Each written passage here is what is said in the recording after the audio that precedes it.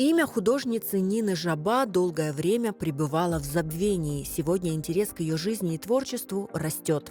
В Бахчисарае в историко-культурном музее-заповеднике отметили 150-летие Нины Жаба проведением круглого стола. Для нас это знаковое событие, для истории Крыма, для Бахчисарая, для музея-заповедника в целом, потому что в фондах в нашем музее хранится прекрасная коллекция ее работ, ее акварелей. И нужно сказать, что хранится она в должных условиях, и коллекция изучена по работам, имеющимся у нас.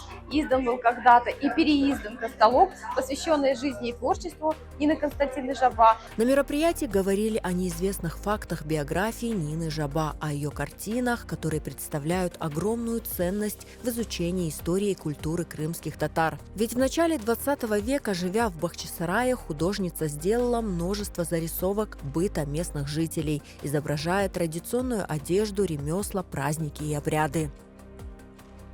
Сегодняшнее свое выступление я посвятила Евгении Дриго.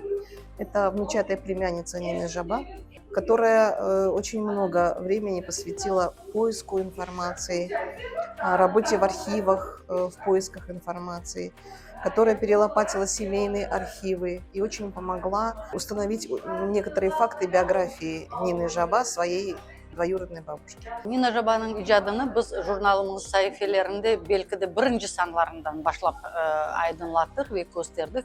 Ve sağ olsun Zarema Хайридинова onun biyografiyasını, yani Samarkand'da olgan sergisini, İdris Asani'nin arkivinden alıngan pek kıymetli bir menbalarını gösterip biz okuyucularımızla paylaştık. Yakın günlerde jurnalın kendine mahsus sanı çıkacak. Nina Жабаның icadı ve tercümeye alına dair yanı faktlarını biz okuyucularımıza takdim edeceğiz. В планах ученых продолжить изучение наследия художницы, писавшей Крым, издать альбом с работами Нины Жаба, провести выставки.